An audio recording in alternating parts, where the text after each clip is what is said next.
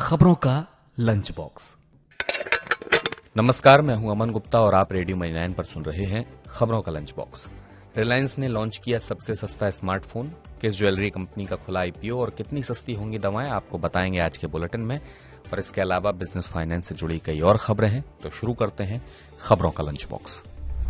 भारत को 2G मुक्त बनाने के लिए रिलायंस जियो ने सोमवार को अपना इंटरनेट एनेबल्ड जियो भारत फोन लॉन्च किया। इसकी कीमत है 999 रुपए। इस नए डिवाइस में जियो सिनेमा और जियो सावन के साथ मिलेंगी OTT सर्विसेज। इसके अलावा इसमें हाई डेफिनेशन कॉलिंग, कैमरा और जियो पे सर्विस जैसी भी सुविधाएं मौजूद है। ये देश का है सबसे सस्ता स्मार्टफोन। रिलायंस रिटेल के अलावा अन्य फोन ब्रांड्स भी जियो भारत प्लेटफॉर्म का उपयोग कर जियो भारत फोन बनाएंगे। इसकी शुरुआत कार्बन से होगी। पहले 10 लाख जियो भारत फोन का बीटा ट्रायल 7 जुलाई से होगा शुरू। जियो ने 25 करोड़ फीचर फोन यूजर्स के लक्ष्य को रखकर जियो भारत फोन किया है launch. National pharma pricing authority ने 53 दवाओं की अधिकतम कीमत की तय। डायबिटीज और एंग्जाइटी के उपचार में इस्तेमाल होने वाली दवाएं हो जाएंगी सस्ती। एनपीपीए ने टाइप 2 डायबिटीज, एंग्जाइटी, गठिया, बुखार और दर्द में इस्तेमाल होने वाली दवाओं की कीमत की निर्धारित। इसके अलावा उल्टी, डायरिया, गर्मी की थकावट और इलेक्ट्रोलाइट असंतुलन से निजात दिलाने वाली दवाओं की भी अधिकतम कीमत हुई तय। देश के सबसे बड़े सरकारी बैंक एसबीआई ने ग्राहकों के लिए शुरू की कार्डलेस कैश की सुविधा। एसबीआई ने अपने मोबाइल ऐप योनो को किया अपडेट। ऐप की मदद से ग्राहक यूपीआई के जरिए क्यूआर कोड स्कैन कर पाएंगे भुगतान। बिना डेबिट कार्ड के ग्राहक एटीएम से निकाल पाएंगे पैसा।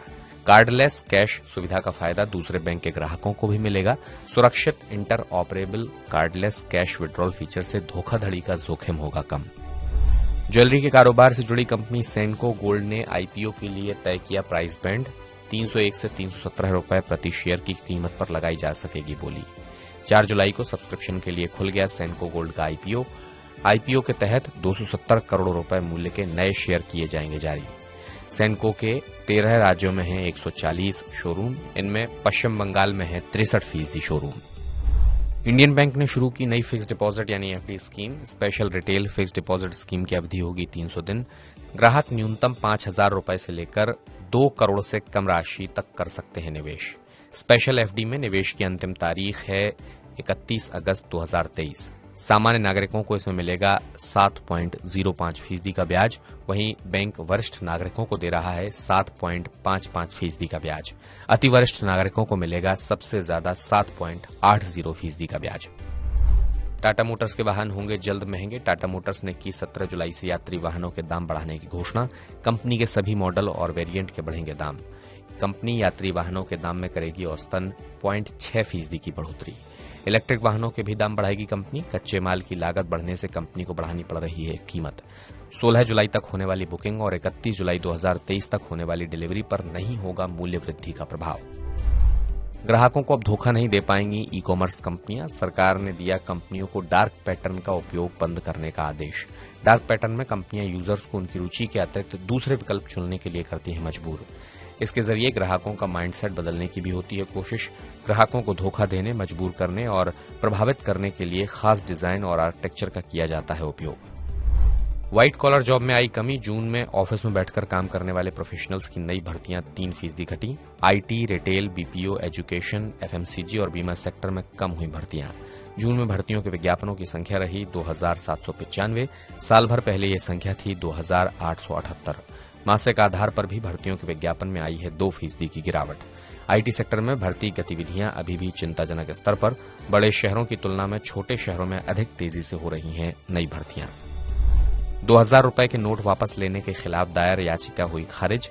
दिल्ली हाईकोर्ट ने आरबीआई के फैसले को चुनौती देने वाली जनहित याचिका को किया खारिज। आरबीआई के मुताबिक मूल्य के हिसाब से 2,72,000 करोड़ रुपए के 2000 के नोट बैंकों में वापस लौटे। लोगों ने 87% 2000 के नोट अपने बैंक खातों में किए जमा। 13% नोटों को अन्य मूल्य के नोट से बदला गया।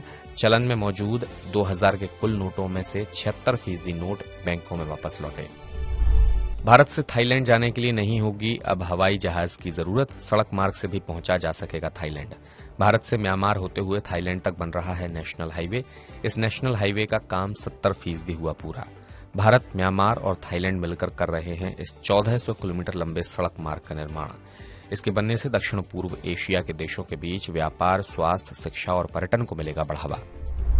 इसी के साथ खबरों के लंच बॉक्स में बस इतना ही। बिजनेस और पर्सनल फाइनेंस से जुड़ी हर अपडेट के लिए आप सुनते रहिए रेडियो मनी 9 और डाउनलोड कर लीजिए मनी 9 का मोबाइल ऐप।